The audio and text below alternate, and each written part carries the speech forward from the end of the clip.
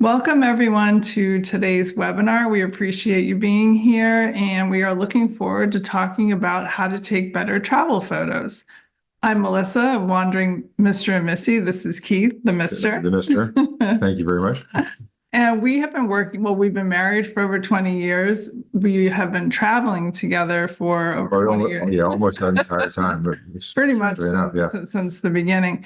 And at that time, I was not a photographer, even though I had a passion for photography. Then you would always tell me that I had a great eye, and Which, yeah, her father told me that first. And he was right. Yeah. So, but I didn't take it as seriously. So I definitely learned from you along the way, and I think that traveling as often as we did just increased my passion for wanting to take better photos and seeing travel magazines and these faraway places and wanting to see myself in those places. It was the photography, the words worked as well, but it was the travel photos themselves that actually really transported me and wanted me or made me want to travel and see as much of the world as possible. So that you and I were pretty much, I want to say we are soulmates, but we pretty much became travel soulmates just as easily, and discovering a lot of the world with our children as well. It brings us here our love of photography and our love of travel. and again, mine I'm not even sure how mine started. I was just a kid from the Bronx, just curious, had a camera a long time, enjoyed using it, joined the Navy, traveled the world, sailed the seven seas, had a camera with me again the whole time.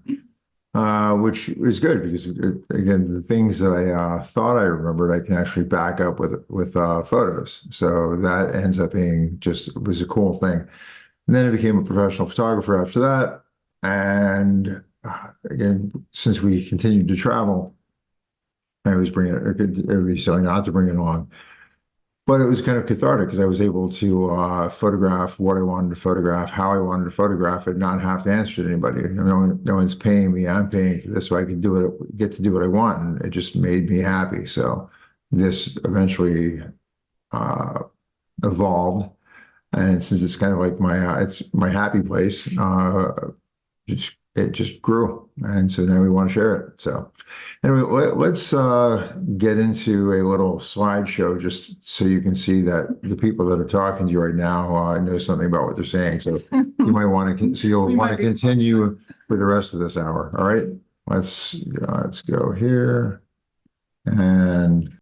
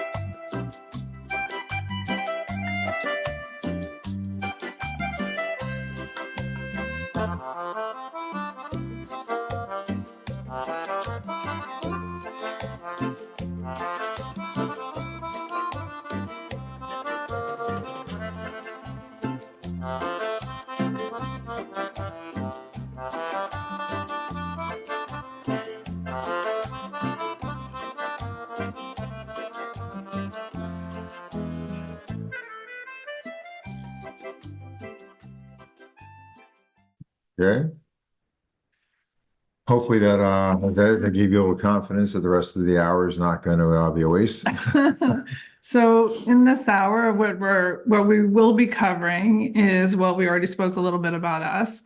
why travel photography, and that's why I think we're all here together right now. And Mhm. then move on to talking about composition, how important light is to photography, a photography exercise that will definitely help. It's an Bring them exercise all that's going to make you together. stronger.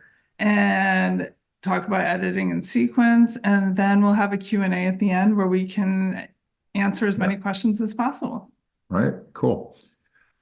All right, thinking about why travel photography. Again, so obviously, why travel photography? Because you want to take pictures where you travel. So that's just, let's go deeper. Let's go deeper than that. That's easy. So, the reason to think about this and get better is everybody, well, pretty much nowadays, everybody's got a camera on them at all times with their phones. But when you're out there and you're just snapping away inconsequentially, just anything you see, which again is good. I like that.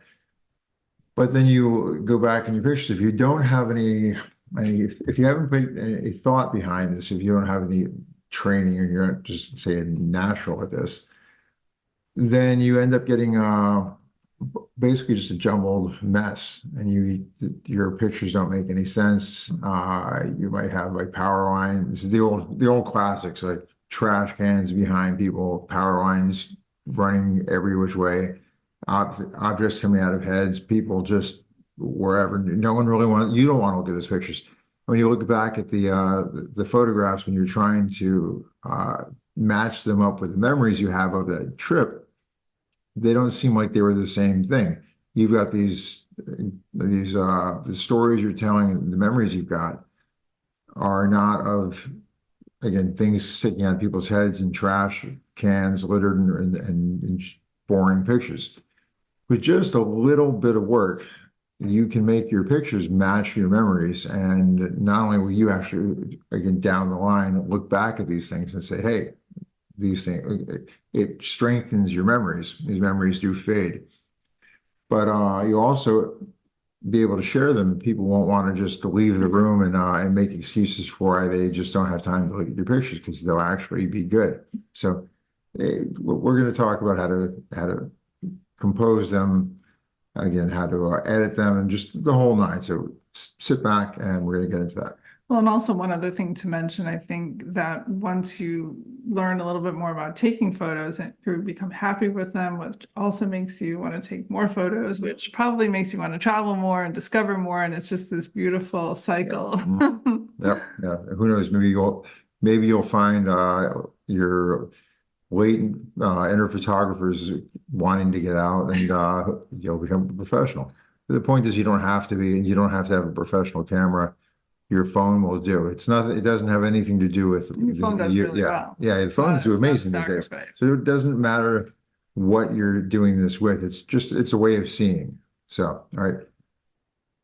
Well, actually, that's a great place to start, because seeing as a photographer, how would you define that? So obviously we all look. I guess you can say you can look without seeing. In the photographic way of seeing, it's just a matter of like I always think of seeing the beauty in everything, within finding order in chaos, finding beauty where others see just the mundane or even ugly sometimes. So, True. Again, travel. Not just travel photography, of course, helps you record all this, but travel itself. Again, let's get into just that. There's a famous quote I think a lot of us know by Mark Twain, but it's typically paraphrased. I think the full quote itself is much more poignant. Let me just get into that. So, travel is fatal to prejudice, bigotry, and narrow-mindedness, and many of our people need it sorely on these accounts. Broad, wholesome, charitable views of men and things cannot be acquired by vegetating in one little corner of the earth all one's lifetime. Very well said. Again, so he was obviously not just a good writer, but a good thinker. So yeah, it's nice that those two things line up. Exactly. So before we jump ahead of that, I remember one of my first, actually my first photography class that I took when I went back to school to be a photographer at like 40, 45 years old. I remember him saying that after this class, you are never going to see the world the same again. You're always going to view it and really as you're taking a photo, because everything you look at really changes. So Right. when I think about that, I think there's certain qualities that happen at that point, like where you do start to pay attention. And I know I hear you say a lot that curiosity, like being curious, is one of those. Now, the curiosity was good. It just makes you get out and want to see more, want to photograph more, want to know more.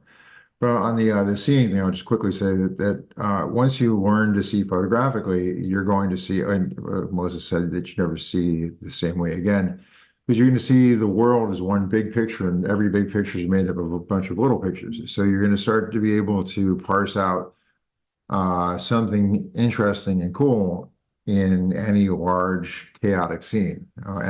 So you'll be able to break these things down quickly and easily, and find you'll start staring at things that other people will wonder what the hell you're doing. I used to do that all the time.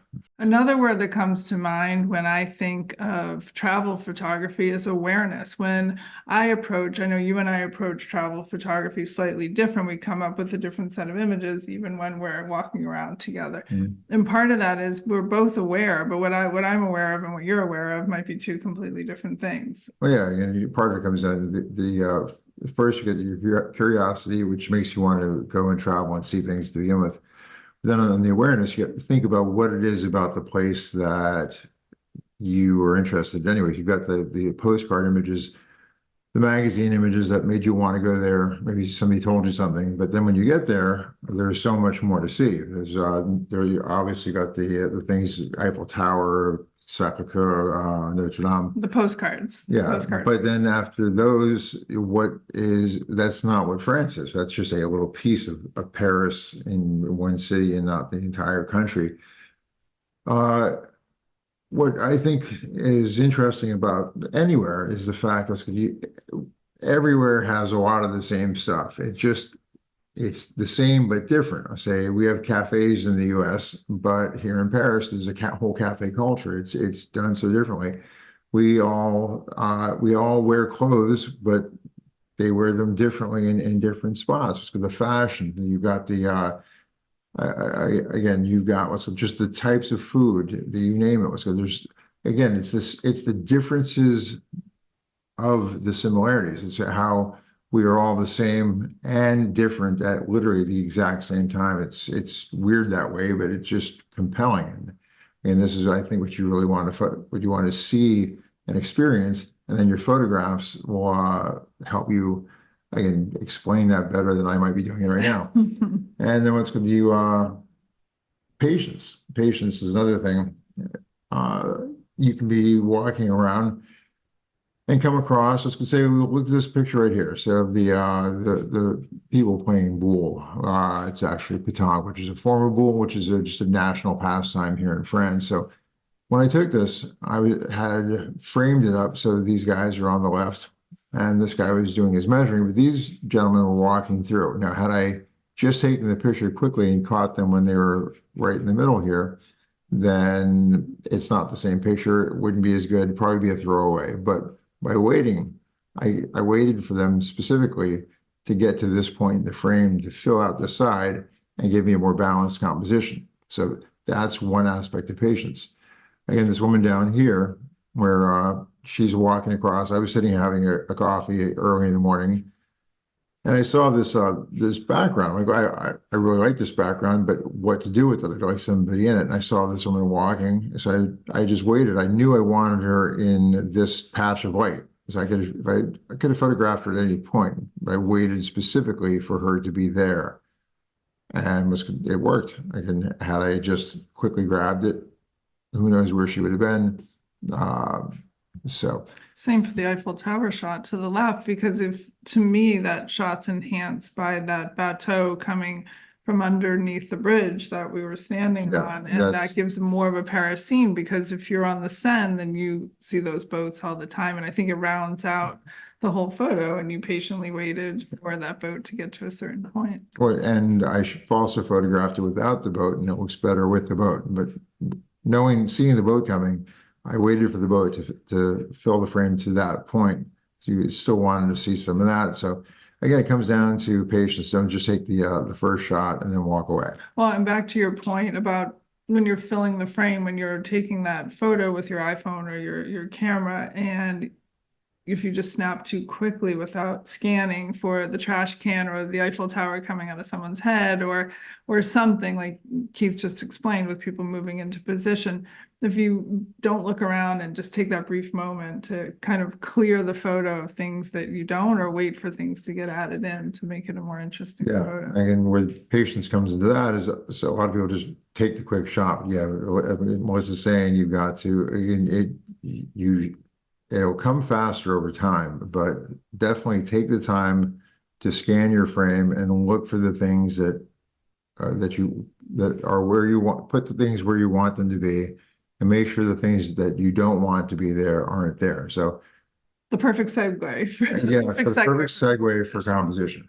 So what is composition? Basically, it's just arranging the elements in your frame. So again, say here, these men holding these boules, which are basically just metal balls. And these guys here, and then, so everybody's in a spot, and I chose, like, they just happened to be there. So I didn't ask them to go here, you go there, and you do that. It's just a matter of you need to, again, move your camera around, move your body position around. Again, your best to zoom, I think a lot of times, of your feet. Move left, move right, stand up, crouch down, do what you need to do to get the elements that you want where they are. Now, this sounds complicated, and I guess it could be construed that way, but it really is not. Again, compositions can be simple, and they can get more complex. And as you get more experience, you're going to get faster at both. Again, sometimes the hardest composition is a simple one. So the point is, when you're composing and you're visually placing everything in a certain spot in your frame, it's going to take longer in the beginning. It's just natural. Any new skill, it takes longer to start with. But the more you do it, the happier you're going to be with your photographs, and happier you are with the photographs, the more you're going to photograph, and the more you photograph, the better and faster you're going to get.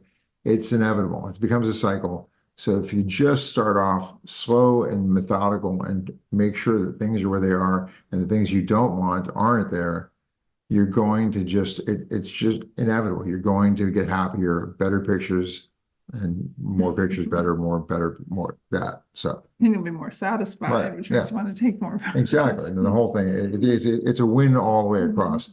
And by getting faster, eventually you're not going to have as many. Can you take the picture ready, please? So, right, when you're photographing your family. So anyway. So with composition, I'm going to go over just a few compositional, again, a rule, and then just some compositional guides. So this is not comprehensive. There's a lot more that you can do this, but I don't want to scare you away. So we're just going to get off some fairly easy, interesting things.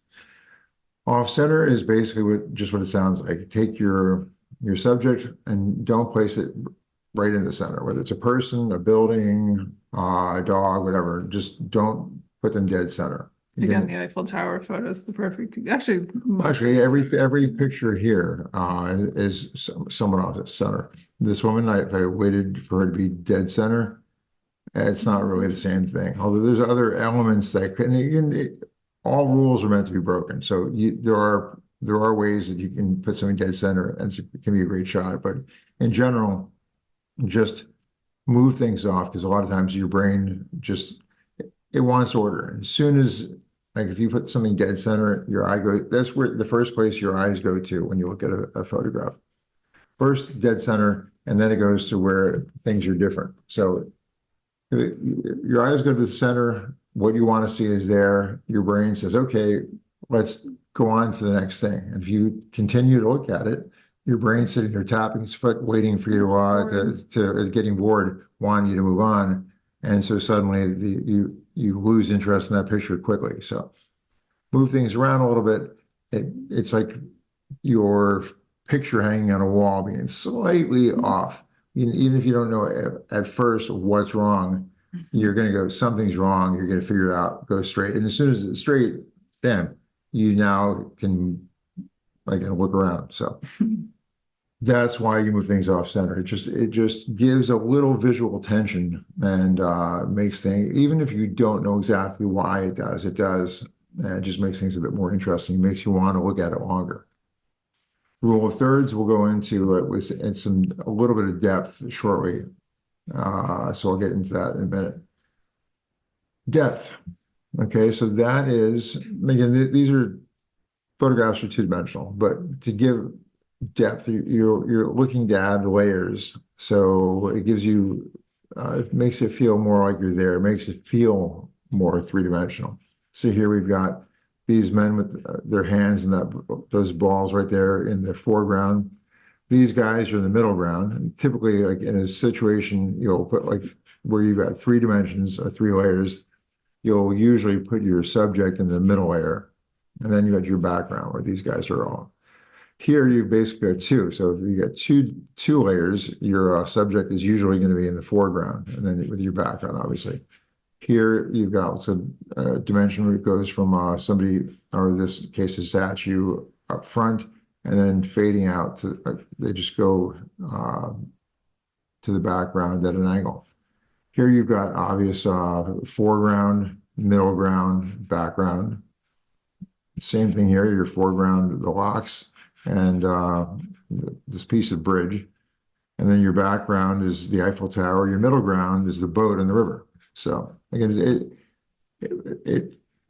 I'll move this over here. So foreground, this is again, foreground, middle, back. This is also leading lines, which we'll get into in a minute. So context.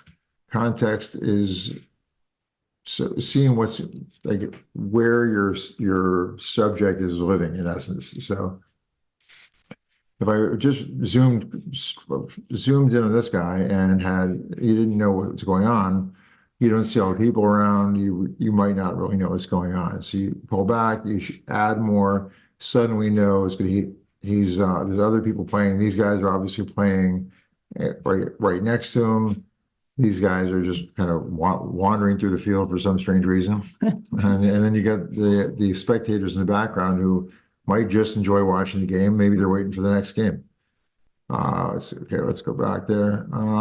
Again, where these statues are located, you can see that they're outdoors, and again, came in just on quick details, so you don't see as much. So there are points where you do another thing. Sometimes you do want to go in and fill the frame, which say right down here.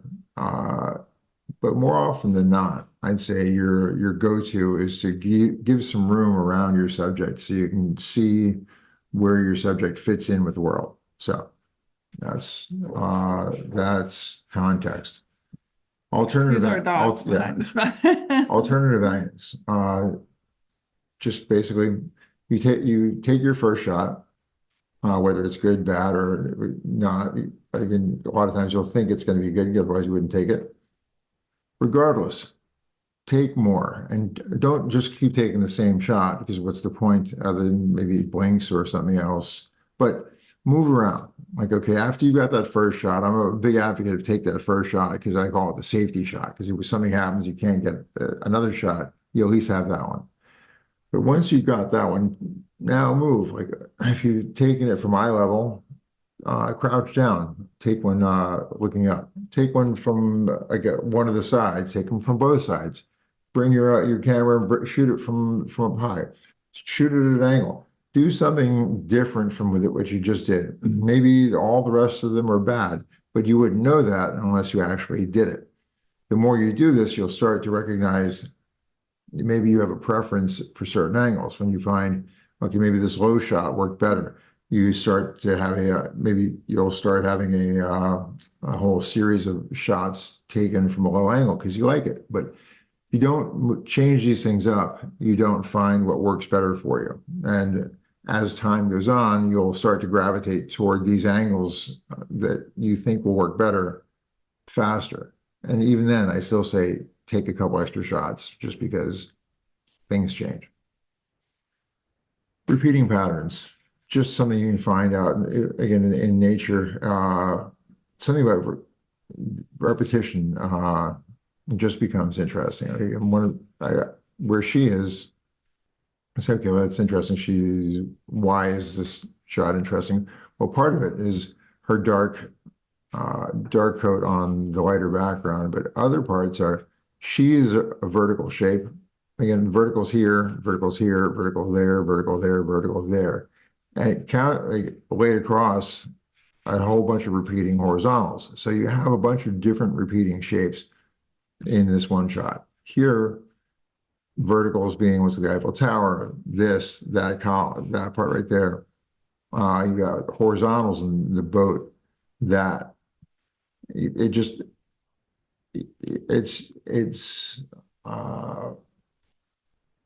doesn't always jump out at you, but it's you're drawn to it in ways that you might not even understand. Here, you got these little round shapes in the railing, and then they're mimicked right over here in the shadow. And you got again what kind of light and dark. You've got what's called your verticals over here, your horizontals going back there. You're going to find a repeating pattern here. Everywhere you look, you're going to find repeating patterns if you look carefully. So if you use them to your advantage, your photographs will be more interesting. Leading lines, very simple. This is not the best example of it, but see how these lines go like that. They're all pointing back to that chateau back there, which happens to be in the Luxembourg Gardens. I think that's the Senate. Anyway, along these, see, a lot of times the leading lines will point to a subject, but as well, you can lay like points of interest, people in this case, along the leading lines. So the leading lines just don't take you to a certain spot, like, and that being your final destination. The things that are along the way, again, like anything, it's not your destination; it's usually the journey. So think of leading lines as being a trip in that respect. A frame within a frame, fairly simple, and this is an easy illustration. The Eiffel Tower is framed within this, and this entire thing is inside a frame, which is your camera, your screen. So you'll find things like this all over the place. It doesn't have to be a hard frame. Again, it can be natural. I've got examples of that later. See, even here, she's in a frame. The doors. The doors are basically framing the outside. So yeah, you're going to find you're walking by, somebody's sitting in a car, photograph them through the car window. There you go. That's another way to do it. Well, your frame is just a matter of going, it's the opposite of context. You're going in and filling the frame with, say, a face, a pattern, a texture, or something. So you're removing it from all context, which then makes it interesting because it becomes, in essence, an abstract. The negative space is just basically empty areas. And they don't have to be 100% empty, like the sky. It's got clouds, but it would still be considered negative space. What negative space does is it basically leads you to pay more attention to what's in the positive space. The positive space is basically everything else. So the more negative space you have, the more it emphasizes the positive. And there we have the basics of your composition. All right. Yeah, sorry. I said that pretty much all in one breath. Right. So on to Wrong way. right there. Rule of thirds. I will make short work of this. So move us off to the side. Rule of thirds, again, you might have seen this on your phone or various cameras. Again, I've seen so many people that are trying to get rid of this versus putting it on because it just seems to annoy them because they don't know why it's there or what it does. It's really, really super helpful when you're starting out. It looks like a tic-tac-toe board. You've got what's called your screen broken up into three columns, left to right and top to bottom.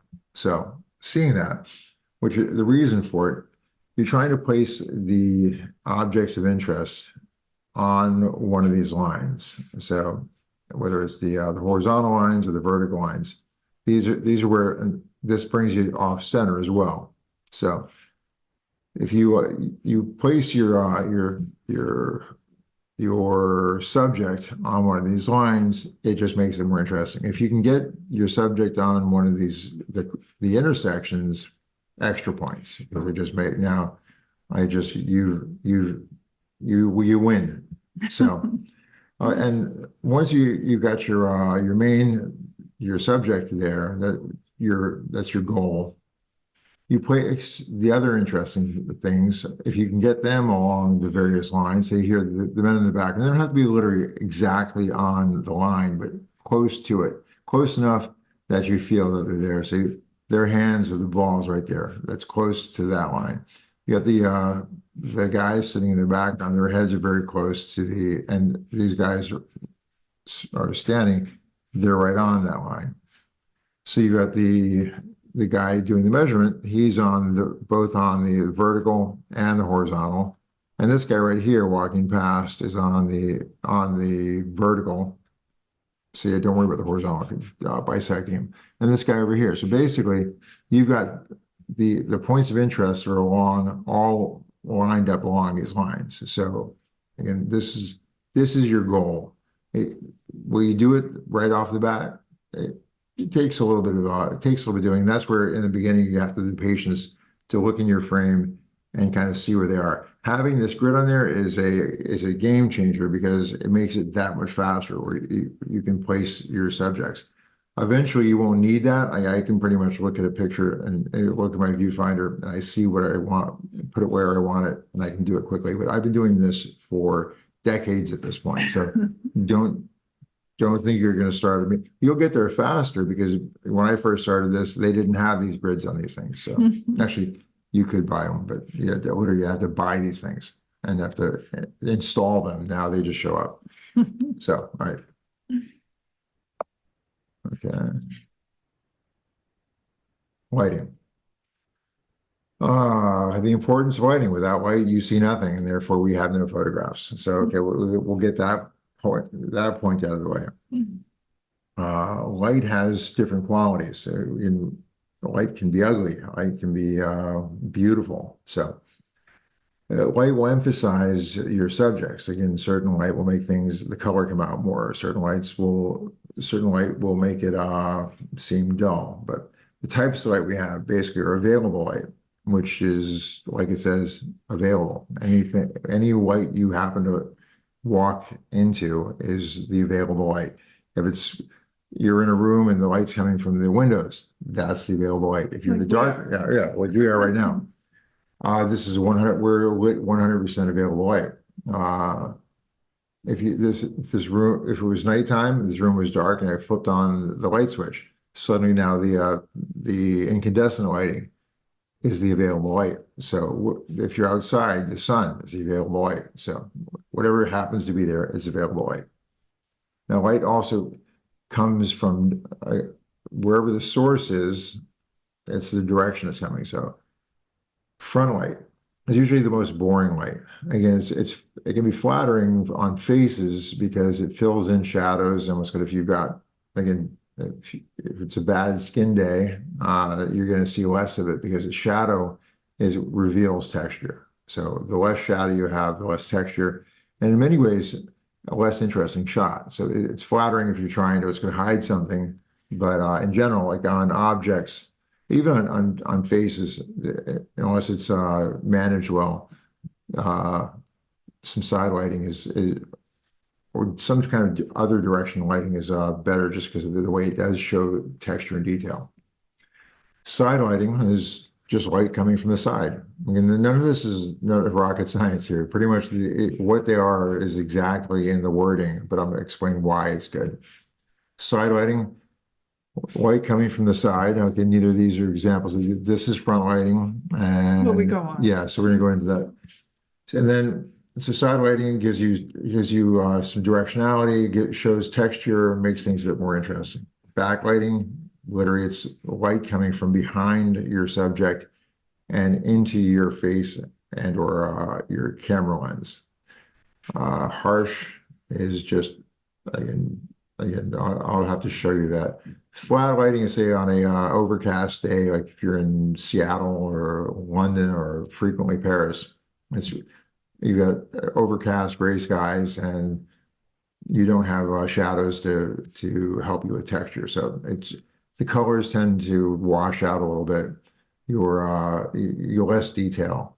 It can be again for the right if you treat it well, then you get great shots with it. But again, it requires a little bit of help. Okay, so I think overcast and sunny, we got that figured.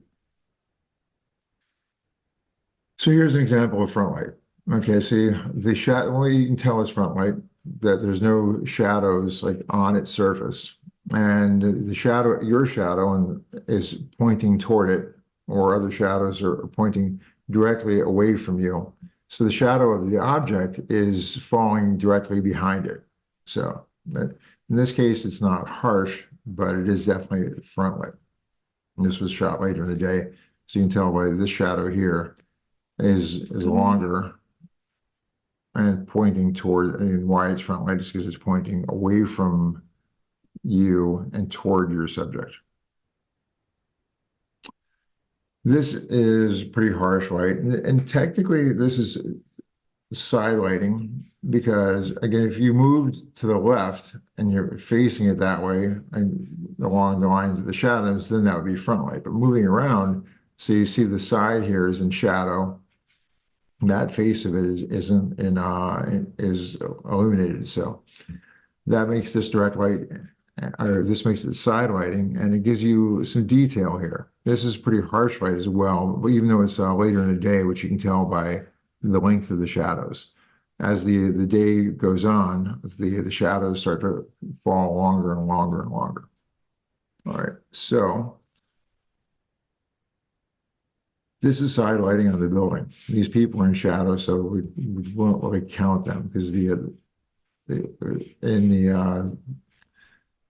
the grand scheme of things, the building is your subject, and it's lit from the right by the sun. You can see over here, this closer to the side I'd be in, you've got shade here, sun along the way.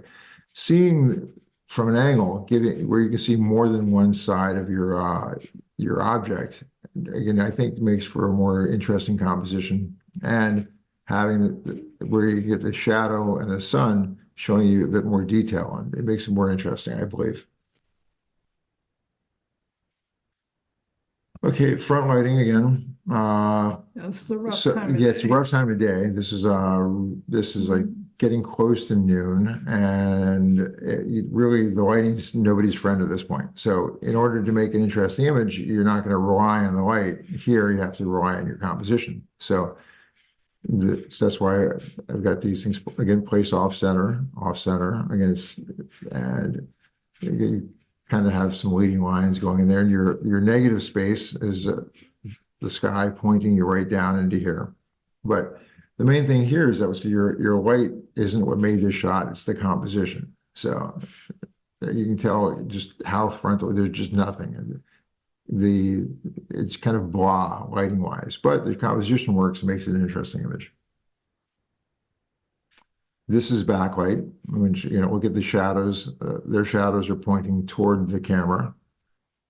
Another tell for backlight is that the front of the object or subject is in shadow, so which can lead to silhouettes, and silhouettes can be cool. But this is later in the day because you can tell by the longer shadows, and you can tell also by the color of the light. But notice you also see a little kind of halo around your objects when they're backlit. I love backlight personally. Backlight and and side lighting are my favorites. I'm not a big fan of front lighting unless there's a reason for it. But okay, this is overcast. There are no shadows. But it's good with a little bit of post-processing. You can pop out the colors anyway, and you're going when you are dealing with overcast lighting, you pretty much you're spending more time looking at your subject because they're not being flattered by the lighting. It's now more subject driven and what they're doing, who they are, what they are. So.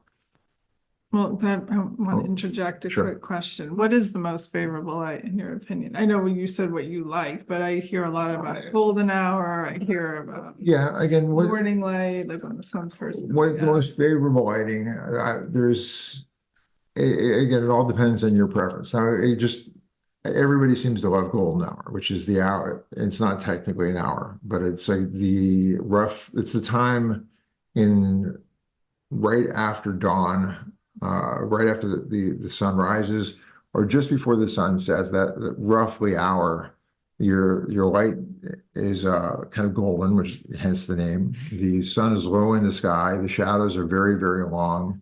And basically, it's pretty. Again, is it the best? There's an awful lot of people that would say that it is the best. Like I've never been at a point in golden hour going, if it wasn't this, I've never seen a shot ruined by golden hour. Whereas I have definitely seen plenty of shots that were ruined by being shot in the middle of the day. So it's easier to say what the worst light is. The worst light is say noon, like the 2 hours point, like an hour before and an hour after noon. That's rough, but not undoable. And if that's all you have to work with, let's go back to here. If that's all you have to work with, you find a way to make it interesting. If the light doesn't help, then your composition has to be stronger. I think that's when you're traveling or you're on vacation, you don't always get to control your time. So you might show up at a specific location at the whim of somebody else, or you're on a tour, and this is it. I mean, that's your only Eiffel Tower opportunity. You're going to manage to take the best, like you said, the most interesting shot versus coming back. If you had the ability to come back whenever you felt like it to take a shot, then you could judge it by different situations. Yeah, you have to work with what you have, which is again where composition helps. Because if you're in a tour group and you can't break out, and that you're going by this really cool spot at an awful time of an awful lighting situation, you have to find a way to make it work. Say you've got in your head this one great shot and it requires golden hour or requires a certain lighting pattern, but it's overcast the entire time you're there. What are you going to do? You're going to compose it well and probably boost the contrast a little bit in post. But first and foremost, you get that composition down because you're only given the light that you've got. Again, when you're dealing with natural lighting. Now, if you take a flash with you, that's fine on a person, but it's not going to work at all on the Eiffel Tower, a mountain, a building, anything else. So you're pretty much at the whim of the light that you have. So make it work for you. You can. Don't give up. Here's an interesting thing. You have two different lighting situations in this one.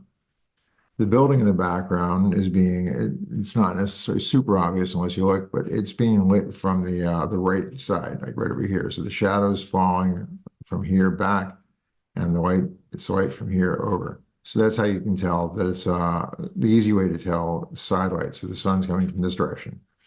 But these people are in shadow because and their silhouettes, because they're being backlit. And so for them, the light source is this doorway, as if it were a big light in and of itself. So you get two situations here. So you have backlighting for them, and you got side lighting on the outside. So again,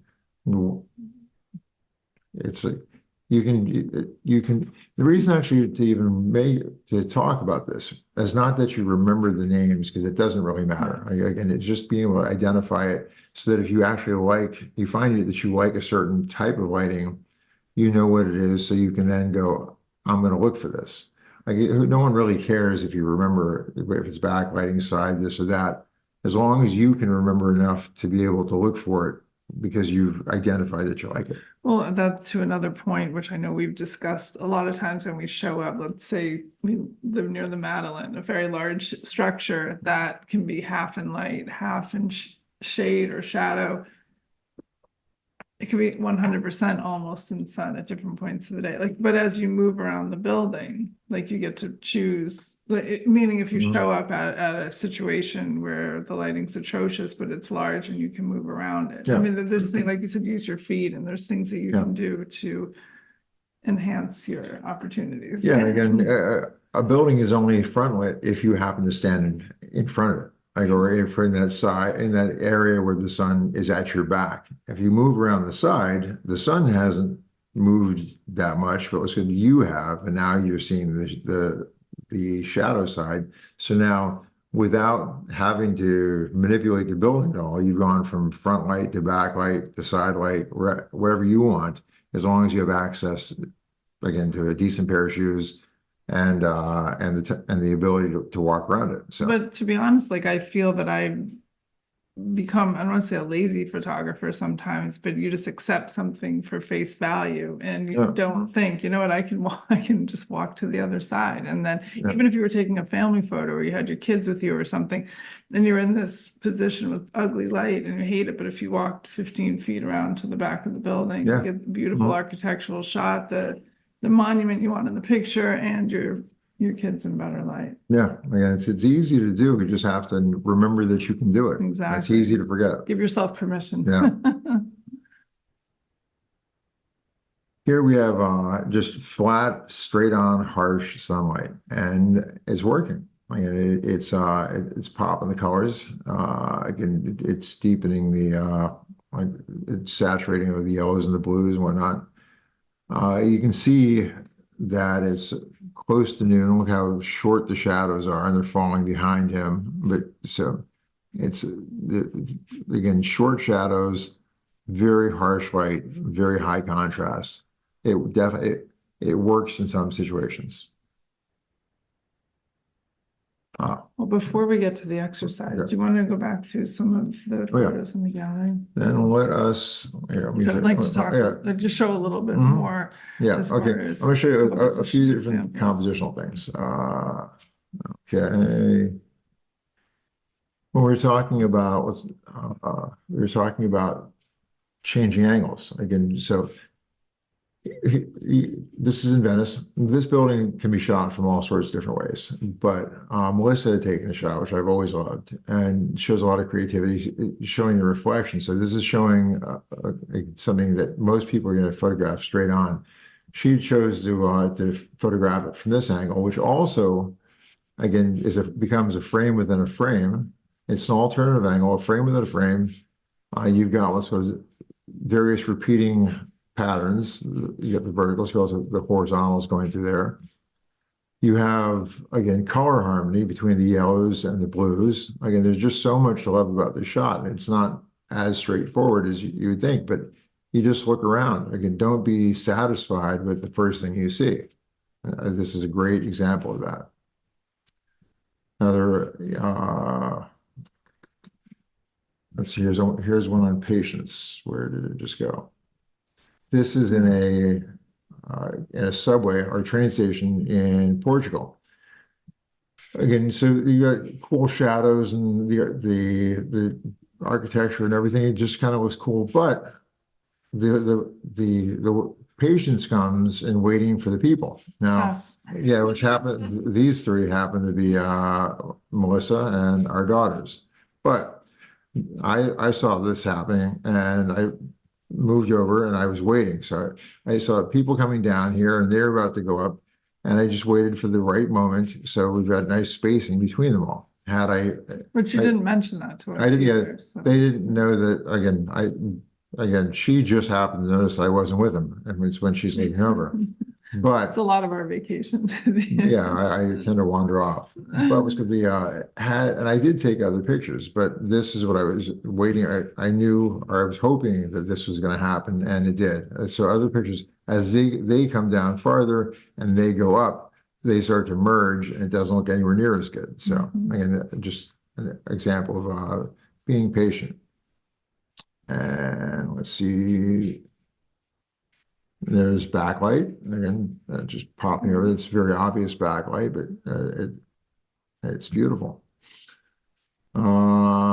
Patients right here. So this is obviously at right at sunset, but just wait for, let me just make this a little bit bigger. But just wait, we stayed in that spot for a little while. I think we were eating, and not that one, other way. And here we go. So this is what they call it. So you got golden hour. We also have blue hour. And you can see, I don't think I have to explain to you why this is in blue hour. So the same spot pretty much, just within a few feet, and it looks radically different. And so again, if you just took this one and walked away, no one would really complain because it's a beautiful shot. But by waiting, you get two. So patience pays off in that way. So let's talk a little bit about capturing the personality of a location, which Yeah. we touched upon a little bit, but when you look at some of these shots, Yeah. maybe from Costa See, Rica. I think a lot of times you want to not just include, again, the postcard pictures, you want to include the people. These are locals down on the beach, just the father and the sons playing soccer. And here you also have, like I said, that gives you a feel, and they're having a good time. This kid's all muddy, and this is what they're enjoying. So you also have a sense of depth here. So you've got the girls in the foreground out of focus, just to give you a more of a sense of the depth. You have them and the main subjects in focus in the middle ground, and then you got your background. So it gives you a sense of depth, of like you're there shooting straight on, and it gives you a sense of local life. And it's a vantage point thing. So when you're documenting your trip, you should have some things, again, like say National Geographic. Geographic's in the name. You want to be able to see what the place is without having to go. I mean, if you everything is a detail. Again, you don't have. This is context in its extreme form. So you want to have this would be a kind of a scene setter. This tells you where you are. Then you come in with again, still can be wide shots, but they're closer.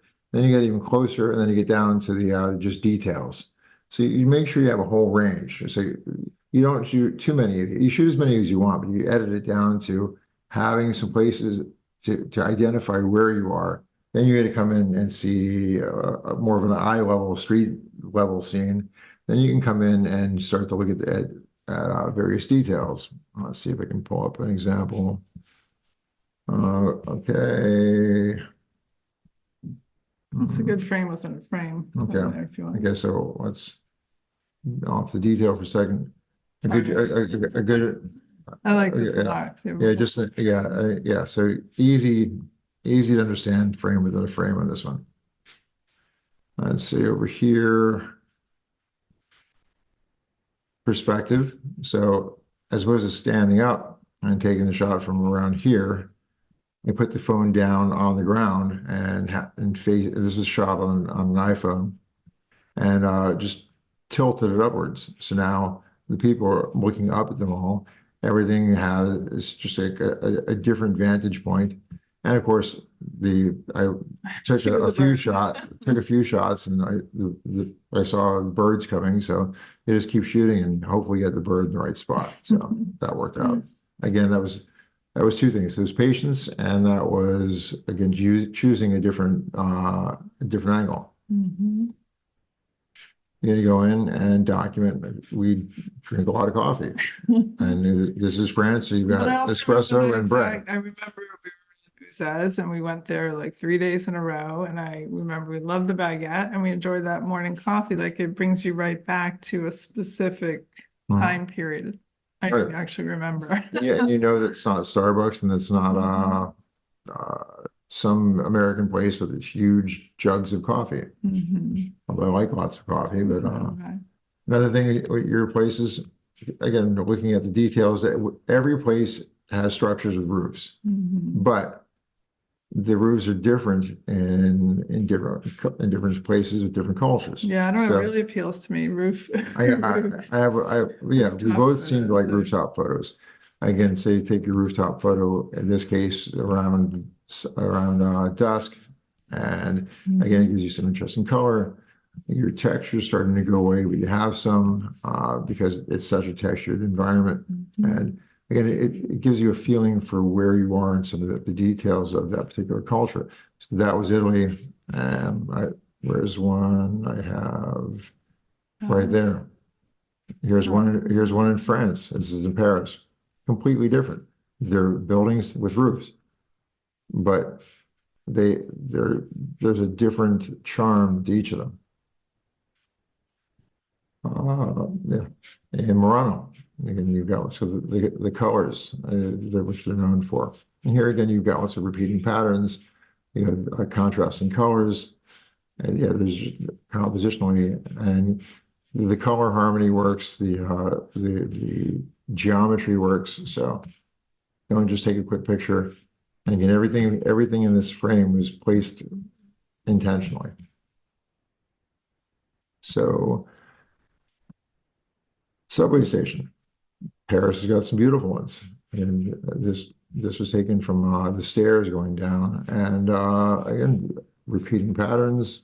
You've got also you've got leading lines, you've got repeating patterns, you've got lots of contrast, light and dark.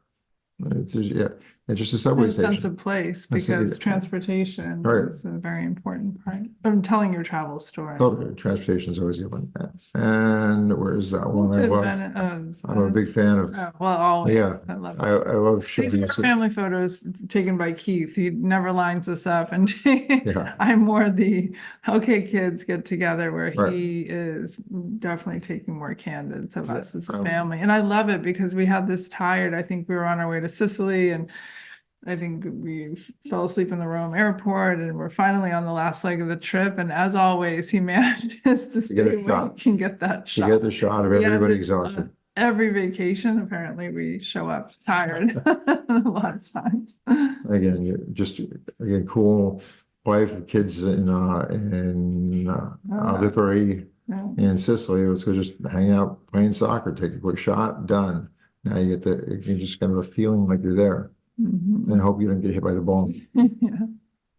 So again, so it shows there's Well, how about Okay, here's again. our kids again. Another, this would be Yeah. considered a again, family so photo. yeah, so here you've got again documenting how narrow the streets are. These are tiny little cars, and they can bear. My daughters have to press against the sides to not get run over as these guys are trying to get through. Again, completely unheard of in the U.S. You wouldn't see anything like this, and the type of car is different. Obviously the streets are wildly different, and they're going to look different in different countries. So again, document this. So this isn't this isn't the stuff you get on postcards. It's not the stuff you get unless you're really looking to show the differences. And you were going to say, That dancing one. Okay. Yeah, again, so it seemed to for a while there, everywhere I would go, I would find people the dancing. splash mobs. Yeah, just And they're around here too, Yeah. still, but we just don't see them. Yeah. But again, I've never actually in the US run across just widespread dancing. And again, this is just in a square in Venice. Off the beaten path. Yeah, off the beaten path. There's happily walking down, and these people were doing that. I've run across it in Paris a number of times. Montpellier. In Montpellier. So in France, Italy, I run it across it multiple times, and never once in the US. So again, I'm not going to say 100% that this happens. It's not like a daily occurrence, and that it never happens anywhere in the US. But in my experience, it hasn't. It's different. So show it. Let's see, one last. Again, so we're sitting down in this gorgeous little small wine shop. Yeah. It used to be a milk, a dairy store. They kept the original name, La Cremerie, Mhm. and it has original ceilings and glass, and it's just, I don't know, I just love it. And so you got what's good. It just screams France. And you've got your wine, and your composition. You see a little bit of the outside, so you can see the inside, the outside. You see the name here. The colors work great together, and there's nothing specifically going on, but as a detail and a sense of place, it works. It brings you right back. So yeah, and okay, last I think but not least, you don't have to show the whole thing. This is obviously the Eiffel Tower, even though you can't see the majority of the tower. But it's such a well-known and well-documented structure that just pieces of it will tell you. So you don't have to get the entire thing. Right? You can find, like, you can shoot it like that, and shoot it like that. And of course, you can photograph it like that down the street. Again, all these different ways to photograph the same thing. And by putting it in context with other buildings, here's a contextual thing again. I think it makes it more interesting. Is just to see it. Let's go back to this one. That's fine. But I think personally, compared to the other ones, this is boring. It's kind of fun seeing it set amongst the city versus just abstract on its own. Yeah, and then if you could get closer to it, which you can when it's not the Olympics in the background, you get right up to a wall right there, and you can photograph it pretty much on its own. And it's okay. It's not a bad shot, but again, it's not the most interesting shot, in my opinion. Yeah. Again, locals doing the local things. This is in Bali. And again, another way, just another view. Another good example of Sacré-Cœur, extremely busy neighborhood, and you probably surrounded by thousands of people, or so it seems anyway. It's so crowded. And if you just, there's actually like a dog run right there. You kind of there's a dog run below here. Walk down a few steps. No one's there except local Parisians with their dogs, and walk towards that. There's a wall, and you just on the other side, just put your camera on the other side of the fence. And you got this. So everybody's crowding around, elbowing each other, trying to take one shot, like in 100 yards to your left. And you walk down here where no one's really thinking about it, and you get this shot. So again, that's something I would really like to stress, especially since, again, we're showing a lot of European photos here since this is where we live. But I'm often surprised as we walk around or as you travel and you see people in the same spots, almost waiting in line to take a photo, when really just like a block over, you could be empty of all tourists and just have your own angle on a shot that really you didn't. And there's nothing wrong with trying to mimic something you see on Instagram. We all do. We all look at photos and get inspiration. But I think when you're able to not feel that pressure of just being, in this crowd and trying to take the same photo everyone else is taking, just take a short little walk. It literally is usually just a few steps away as well, like that shot you just showed, and then several that we've probably shown here today. Just take a few steps, and you're going to come up with your own interesting photo of one of these icons. And this is a quick frame of the frame, again, using nature. Yeah, very nice. And leading lines. Let's see, where is this last one I want to show, which is again perspective and framing. This is the new World Trade Center. Again, so I'm standing obviously close to the base of it. I look up, you can't get the whole thing in one spot. Again, so it's an interesting looking building. So there's a ton of ways to get it from farther, but like anything, there's different ways to get it. So you've seen ones that are farther away, I'm sure. And so not only does this look like, because of it's so mirrored, look like it's just a few lines appearing, like a little grid appearing over the sky.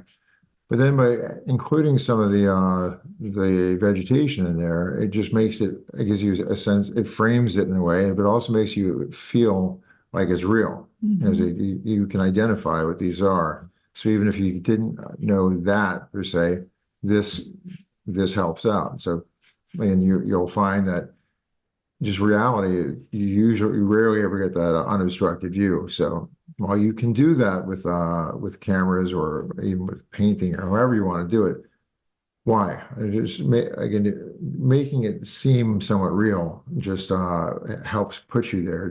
When things are just in essence too perfect, they get boring because that's perfection's not reality. Okay, Well, now so maybe you want to discuss, well, the homework assignment. yeah, let's go. That is No, homework right is the wrong word. I'm homework's sorry. although technically it is. It So is, but it's fun yeah. homework. And so when I used to teach for years, I would teach in a program called Kids in Focus, where we teach children that were in the foster care system just how to again how to see like a photographer, how to find beauty in other situations where you might not see it. What I made a point with telling all of my mentees was to take multiple pictures, right, from different angles. I mentioned it before, but your exercise is when you find something that piques your interest that you want to take a photograph of it or make a photograph of it, make that first one, but then task yourself with taking 3 to 5 additional images, all of which are distinctly different. So again, like I mentioned earlier, you took it where you're standing up from eye level, take something from lower, take it from either side, take it from high, shoot through things, shoot a reflection of it. Just whatever you do, make sure that all the images are noticeably different. Now, your different ones might not be good, but somewhere in those different ones, one might be that much better. It's not to try to get 5 amazing photographs. It's just to get one photograph that happens to be the best. So, and if you say you get 2 or 3, say all 5 are good photographs, 1 or 2 of them are the best. Don't worry about the other ones. Just show the best, and you're eventually going to learn to see differently. You're gonna recognize that straight on shot that everybody's going to take might not be the best. It might be the best, but you'll experience will get you to the point where you know, okay, well, that's going to be the best shot, or I'm going to try it from this other angle because experience tells me that this type of thing seen from this angle looks better. You're only going to know that by doing it. So this is, I think, one of the best exercises for teaching you how to make more interesting photographs. And it doesn't have to wait until you actually go on vacation or travel because you can do this at home. Yeah. I mean, exactly what you're talking about, how you were teaching children. You're going to local parks, you're going to museums, anything in your local community, you can test out this exercise. Totally. Anyway. And that way you're ready when you do get to your travel destination to hit the ground running. Yeah, exactly. Yeah. Gee, don't wait to go on vacation. You hear can that all the start time. things, yeah. Oh, there's nothing interesting in my town, or I live in the You middle would of be nowhere. so Oh my surprised. goodness, Again, no, some of the greatest shots in history are things you would never think would be even remotely which interesting. comes back to paying attention, being aware, and Being in your curious. community. And just wander. Like don't just do the go from site to site and put the camera down and go, okay, I'm not going to take a picture until I get to the Eiffel Tower, and then put it away, and I'm not going to take another picture. To keep the camera in the hand at all times. Photograph everything. Which is Photograph also everybody. the beautiful thing of using your phone as your travel camera. Yeah. It's always on Yeah. you. And no one's going to think you're weird having a phone in your hand the whole time, especially these days. Okay. So I think we have a lot of that covered. Let's see if Definitely, I think we should some questions. mention, well, I think it'd be great to mention mention a quick talk about editing, a few Okay. minutes on editing and sequence. So Okay. this can be not a full course in editing, but I know that I already saw some questions coming in about how long do we spend on editing. We're going a little bit to the Q&A and then back to what we were going to say anyway, but like as far as sequencing and apps and like just give it maybe a quick rundown on how if you were just went out for the afternoon and you were taking photos and now it's time to edit. Okay, so What are you gonna do? first was camera settings. Like if you're using your phone, just the phones these days do a great job. I know I know specifically the iPhone. It does. I don't set it really for anything. I just pretty much turn it to the camera, and then I compose, shoot, and then I'll tweak it in a program after that. But if you HEIC and JPEG, I would go with HEIC because it's as I'm made to understand, it's a smaller file but has more information and is again, it doesn't have the artifacts that JPEGs have. Not everything can read in HEIC, so if becomes a pain, just go to JPEG. JPEGs are great. But the beautiful thing is, since we all have apps on our phones, whether it's Lightroom or Snapseed or whatever, if you just pull those HEICs into one of those apps, they immediately export. Yeah, so with that said, I strongly recommend actually let me before I tell you about programs and stuff. What you want to do is you want to the difference between an amateur photographer and a professional photographer. Among the main things is the fact that professional photographers take bad pictures; they just don't show them, and amateurs typically show you way too much. So the big thing is the difference between editing and say post-processing. Editing comes down to knowing which pictures to keep and which ones to throw away. So you don't really throw them away. I don't recommend throwing away, but just hide them someplace that you can find them just to look through some other point, because sometimes you'll put something away that will mean something later. So don't throw anything away. That digital shoebox is very important because you never know when you're going to need a photo that you thought you didn't want. So, but so when you're thinking about think about your trip as you're laying this out for a travel magazine. So you just make it flow. Again, you want to show your scene setting shots. You want to show your travel, like your transportation. Again, I always like to have my family, again, showing how tired they were. Show like the airport or the train. You show people. Show what's called the restaurant. Show your food. Photograph everything. And then when you're editing, you're gonna park most of it, but make it make sense. So you're gonna have some pictures that by themselves won't seem to make sense, but when they're part of a story, completely tie everything together. So again, think this way when you're how you want this story to flow from you're leaving your house to you're getting back to your house and everything in between. Most of it's going to go in your digital shoebox. Just pick the best pictures and you'll end up having your own, basically your own travel photo essay as if you had your own magazine. So, and I think a lot of us, when we at least start our trip, have preconceived notions about the place that we're going to visit, but then we get there and we start noticing things. And then, of course, that's when you start expanding the photos that you're taking because, oh, I didn't even know that this was something. And then all of a sudden you start seeing things that appeal to you in this destination. And that's where, it may or may not be part of that final travel story that you present to your friends and family, but at least you've taken it and you've also now started to notice more about the destination. And again, one last thing on this. So if you edit this thing in a way that it tells a story, not only is it going to help and be more enjoyable when you look back on it, when you're showing it to your friends, and your family, it's going to be much more interesting and have kind of a little bit of a wow factor because it will all make sense and people will be compelled to watch from start to end versus just a handful of shots of you taking selfies in front of a monument with weird stuff in the background. So. Yeah, I think you brought up Bali the other day, and if we didn't have the photographs to remind me, because it's so many years ago, that one particular trip, and every morning there would be somebody burning the morning multiple times a day. Multiple, yes, and but we took photos and we took multiple photos that told the story of being there that I may not remember.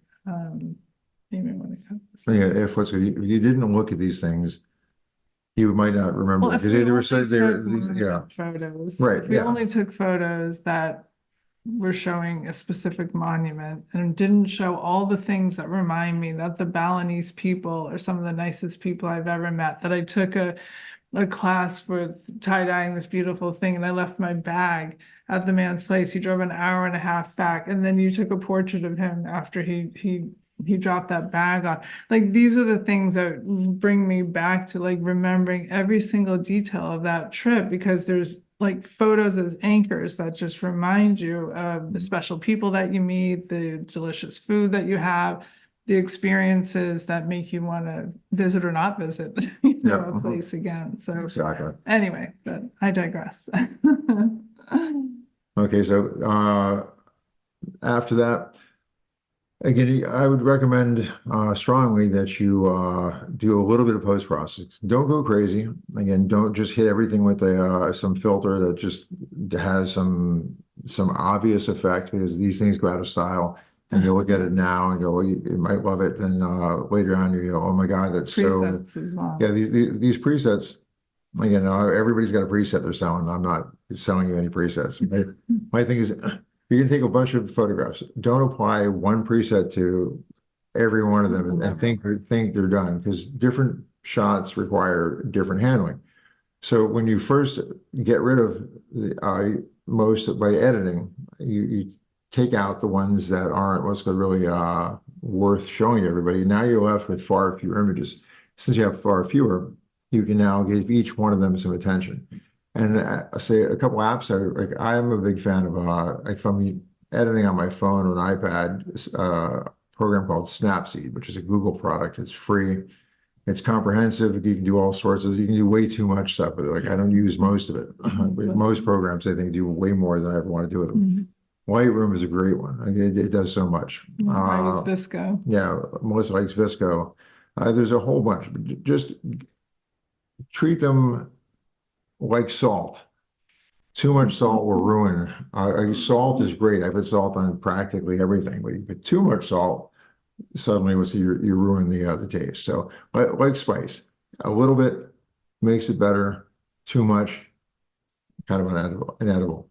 And also, I mean, when it comes to when you think of how many pictures you can potentially take on a vacation, especially if you're using your phone, maybe you go through, you do a quick edit at the end of the day or whenever you have time, you're sitting on a tour bus or you're on a train somewhere, and you just like your heart, whatever, favorite several of your favorites, so that when it does come time to edit and that is part of your story, you're not looking at 3,000 or 5,000 images, you're looking at 5, 10, 15, or 20 from each day. And that's a much more manageable way to start the editing process. And while you're there too, because sometimes, distance, and if you wait a couple months to look at these photos, you may not remember why that photo was taken, why it's so important to you. And what I would recommend is what's called, if you can, edit down each day from however many you took down to the best and the ones that tell the story. Keep that going, and then when your trip is over and you have all the collected images together, then go through and do your post-production. The reason you do it all at one time is so that it's consistent. Like if you did it every day, one day you might feel a certain way. You're not comparing it, so you have on a 10-day trip, they could look like 10 different people edited them. So if you do them as a group, at least what's good, you'll keep them consistent from start to finish. And I think consistency in a story is good. So I think we answered at least 2 of the questions that I saw that someone has already posted about editing and how we do it and timing and how long it takes us and stuff like that, which of course is a personalized thing, right, how long something takes you. That's depends on again, how long you've been doing it, how much you work with it, how many images you've edited down to, how many you edited from. Exactly.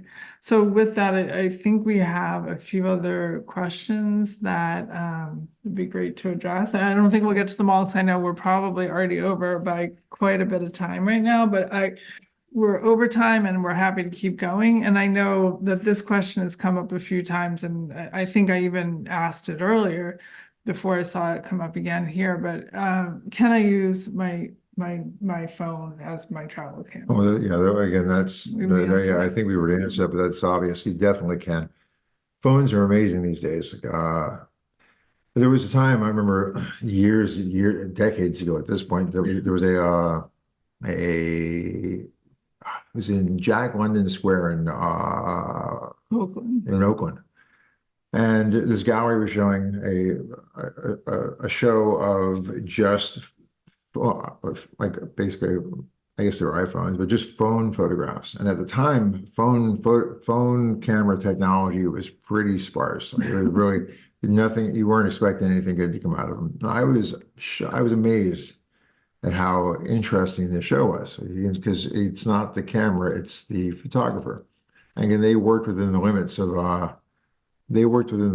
of what they had, and they made art from something that I I didn't think could be done, and so that planted the seed. Of course, I still prefer to use regular camera just because it makes me happy, but phones. Okay, so, and another point, a woman I know because I interviewed her, and she's really talented photographer. You can find her on Instagram, Adria Ellis.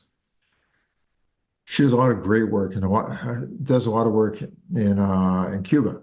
And so I'd followed her for years before I ever contacted her and thought her work was fabulous. And turns out I found she's only been shooting her iPhone for probably at least 10 years, I think she told me. And it's not that doesn't have another camera or doesn't know how to use it. She has a degree from a fairly prestigious photo school. And she just got tired of she just lost the joy in using like all the gear. And eventually it was because didn't even want to touch a camera anymore. And eventually she found that she'd used an iPhone and had such a good time. She decided that's all she's ever going to use. And she is so good at it. You'd never look at her photos and think, oh my God, these are obviously shot with a camera or with a phone. The point is, it doesn't matter what, and you should never ask, what was I never, the first question shouldn't be, what did you photograph that with? Another question you should never have to ask is, how did you get that effect? It's the image. You're looking at the photograph. You want it to be a strong, interesting photograph. If the first question is, what did you shoot it with, or how did you get that effect? The photograph wasn't as successful. Don't worry about these crazy filters and certain stuff. Just make the photograph sing to you, and then when they work together as a group, again, they're better. Like society, we're better together. So a few of these that I see have already been answered in different ways. I won't, first since we're already over time, I won't repeat, but this one is actually one I think that's really important. How can I take a great photo in a crowded place? Because I don't know if you feel the same way I do, but I feel like a lot of times I hear, oh, I have to wait for everyone to get out of the way before I can take the photo, or oh, it's too crowded. I can't take the photo. Well, you can take the photo. And again, it might be super crowded and it's not the photo you want. But again, sometimes you just take the photo you have, and the photo you have. So again, sometimes better than the one that you thought about. And so if you have a bunch of people in there, you can't get them to all move. Use them as part of the composition. That's one way to do it. You can also just change locations, just because you can imagine what's with that. If you're there in one spot waiting your turn to take the same picture as another, like 100 people in front of you, that's 100 people taking pretty much the same shot. Just move, go someplace else, do something different. Fewer people are going to have that shot. Again, and again, some shots are so iconic, you just do it. But that if you have the time and like waiting and you're getting out jostled and elbowed and whatever. But I am allergic to big lines and crowds. So if I see everybody's about to do this one thing, I just instinctively just go someplace else and take it. And I end up happy. It makes me think more, work a little bit harder, and get fulfillment from getting a shot of something that other people, or at least fewer people, have. So I'm going to roll two questions together and it might be a great way to end, because I think it kind of summarizes a lot of what we spoke of. So this person asked, like, I don't want to take the same photo as everyone else. Like, basically, say we were standing at the Eiffel Tower and you kind of just addressed that right now. Like, what can I do differently? And then also to close that loop, how can I tell a better story with my photos, which we've touched on both of these, but maybe that's a great way to end. Like, how can I take a different photo of the same thing? That postcard photo has been taken a million times, and the one that's posted on Instagram, like, what thought pattern do you have to have, which I think you just spoke to. I think we And have a then- good thing. I think we've answered that, but let's Yeah, just just to go back conclude. over. Just again, different angles. Just move, go to a different spot. Again, if you can move again, if your feet are working and you can move around, like say, let's think of the Mona Lisa. There's a million, for exaggeration, but there's really, it'll seem like a million people in that room all looking at this fairly small picture behind glass and a space and a rope and all these things. They're all wanting to get up to the front so they can take their picture of this thing hanging on the wall. Your picture is not going to be anywhere near as good as the actual painting. So just look at the painting, enjoy it, and step back and take a picture of all the people jostling to get to their turn. That's a much more interesting photo. You still have the little picture of the smiling lady in it, but you have all these other people that are just crowding about, being absurdly trying to occupy the same space. Again, just a different way of looking at it. The Eiffel Tower where I shot. Yeah, we were using the Eiffel Tower because Just because we're it's so just here and- it's so iconic. It just But obviously, substitute in any monument, any tall building, any mountain. Yeah, it's easier with buildings and stuff like that than say the Everest or something like that, because you might have to Right, but it might drive be for a while. But viewpoint or but something you where- can just the idea of moving around. Well, the Say- Grand Canyon is way overcrowded, and you just have to, move Yeah, around. again, the Grand Canyon is a rough one. So again, it's so big that there's a way. There's always a way. Don't just settle for the same shot and move on. Just take that first grab shot and then do something different. Just if you see what everybody look at and see what everybody else is doing, and don't do that. Literally, if you just do something different, your chances of success are increased. But if everybody's in one spot, guaranteed there's another spot. Like literally, it could be a block away. It could be just from behind. Yeah, actually, let me pardon me while I go back in here 1 second. I can think of in Schönbrunn, which is in Vienna, where Yeah. Okay.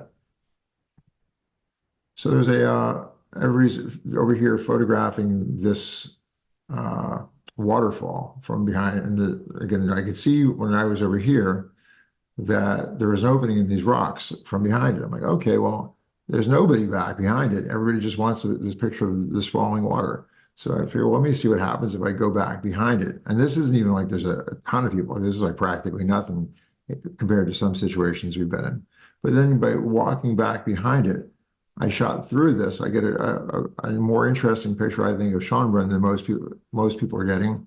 I see the people, I see the water. You get a feel for this whole thing. And again, it's a different shot. Again, the people photographing Schönbrunn from over here. There's lots of great place. It's a beautiful spot. You can take very nice photographs from everywhere, but trust me, there are fewer from this perspective.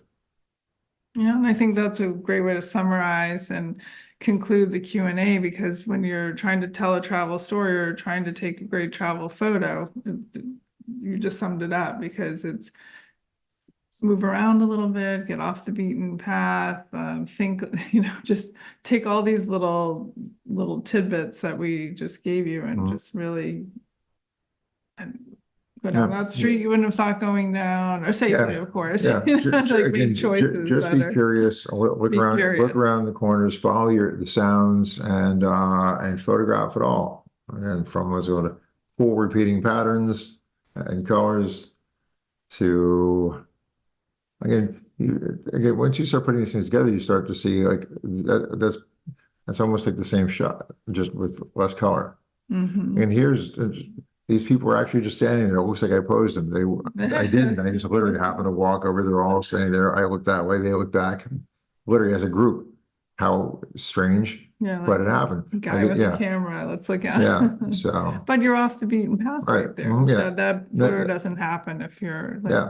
standing in front of Yeah. the most popular attraction at Yeah. that location. Yeah. So again, I can go on and on and on and on Yeah, about this, so- which I kind of have already. Yeah. But let's So thank you yeah. for going overtime like this. We appreciate it. And we will definitely be putting this together and sharing it with you within 24 hours. And we have a PDF that accompanies it. And And let's not, let's take this to say, oh, just if any of this was, again, interesting, pretty much a lot of this is summed up in our new book. Literally, oh my goodness, we it just got showed it. up. So, It just showed up. So yeah. we didn't plan on plugging our new book, but But here it of course, yeah, it'd be silly for me not to, but yeah, And so. this is all done with the iPhone, shot in Yeah, the Paris. entire thing, just to show you that was good. It It doesn't can be require, done. it doesn't require a Beautiful, fancy camera. beautiful photo. So anyway, that has a lot of what we discussed and more, you know, Yep. on how to tell a travel story is the Mhm. main focus, Yep. and use